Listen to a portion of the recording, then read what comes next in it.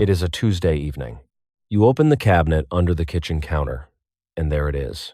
The bag of potatoes you bought 8 days ago. 3 of them have gone soft. 2 have white sprouts pushing through the skin. 1 has a green patch near the bottom. You paid $6.49 for that bag. Half of it is going in the trash. Now here is something I want you to understand. The reason those potatoes sprouted is that the ones without sprouts, the ones that sat perfectly still on the shelf for weeks at the store, were sprayed with a chemical called chlorpropham, a sprout inhibitor. The EPA lists it as one of the 3 pesticides found in the highest concentrations in the average American diet. You paid for chemicals to stop your food from being food. My name is John Yoder. I am Amish. I farm in Lancaster County, Pennsylvania. In 40 years, I have never once paid for a potato. Not one. Stay with me. Tell me one word in the comments. What kind of potato is in your kitchen right now, organic or regular? I read every single one. My wife, Esther, learned to grow potatoes in feed sacks from her mother. Her mother learned from her mother before her. 3 generations of Yoder women, growing clean food in Lancaster County soil, never once setting foot in a grocery store for a potato. This method does not require a tractor.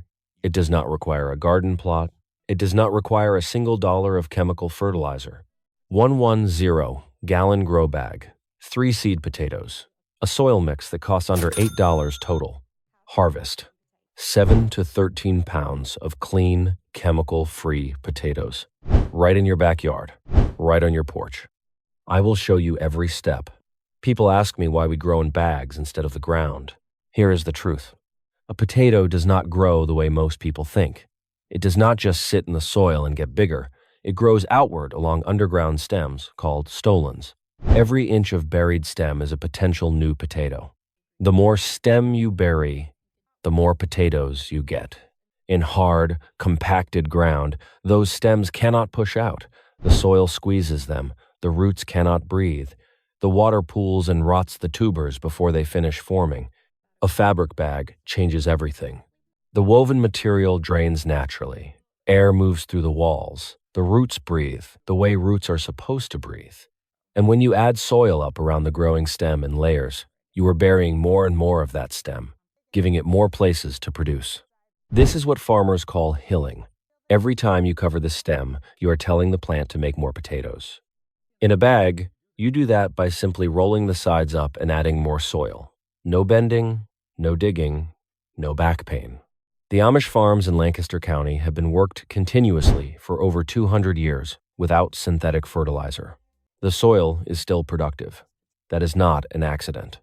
It is what happens when you work with the land instead of against it. Here is everything you need and exactly what to do. What you need? 1 fabric grow bag, 10 gallons. You can find them at Walmart or Home Depot for $6 to $8. If you have an old burlap feed sack in the garage, that works just as well. We have used the same burlap sacks for years. Cost, 0. For soil, you will mix 3 parts together.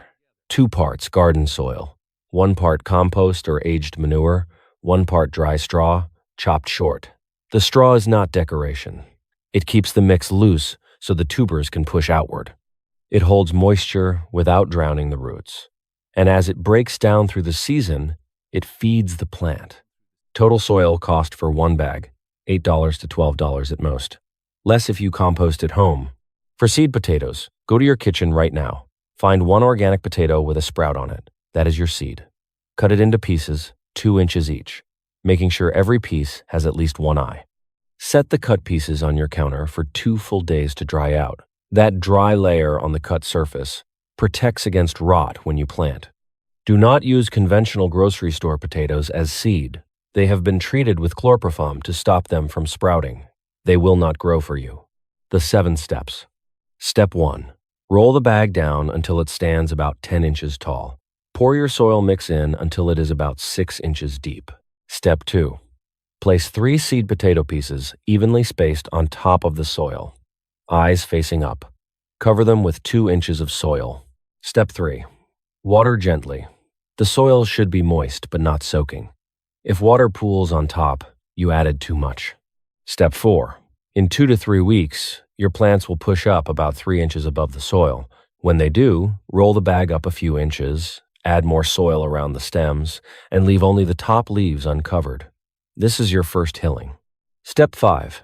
Repeat the hilling process 3 to 4 more times as the plant grows, each time rolling up the bag and adding soil. By the end, the bag will be fully unrolled and full. Step 6. The plant will flower. Let it. Do not disturb it. Step 7.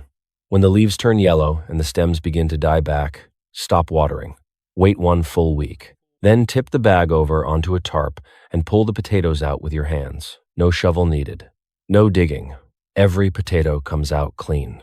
What to expect? From 1 gallon bag, you can expect to harvest 7 to 13 pounds of potatoes. That is verified by the UC Master Gardener program.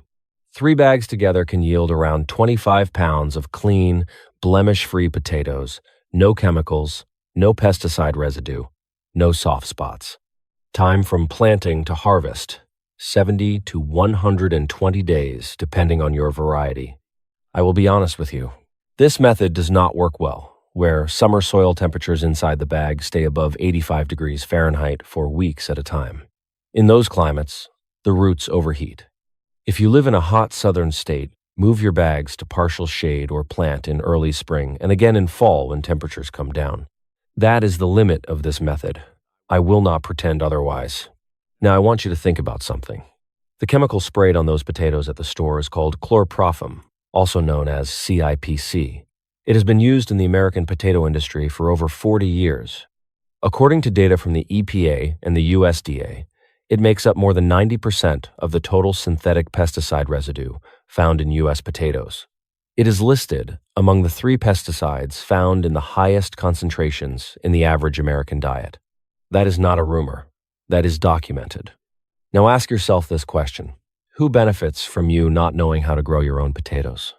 The grocery chain does not benefit from a customer who never needs to buy potatoes again. The potato processing industry does not benefit from people who save their own seed and replant it season after season. Nobody can charge you a monthly fee for a burlap sack and a handful of compost. There is no subscription model for a potato you grew yourself. This knowledge did not disappear because it stopped working. It faded because there is no money in passing it down. Nobody profits from your independence. Growing your own potatoes is not about saving $130 a year. It is about cutting one more cord that ties you to a system that profits from your not knowing. Here is what I want you to do this week. Go to your kitchen. Find 1 organic potato with a sprout on it. Cut it into 2-inch pieces. Set them on the counter for 2 days to dry. That is your seed. That is exactly how we have always started. On the weekend, pick up 1 grow bag. Mix your soil. Plant your seed. In 90 days, you will harvest clean potatoes with your own hands for the first time. Tell me in the comments, organic or conventional, what kind of potato is sitting in your kitchen right now? 1 word is enough. I read every single one. Next time, I will show you the old Amish way to store potatoes through winter without a refrigerator. The same root cellar method that kept our family fed through every hard season for 3 generations. That is the natural next step after today. Remember, the people who built this country with their hands knew things we are only just beginning to remember.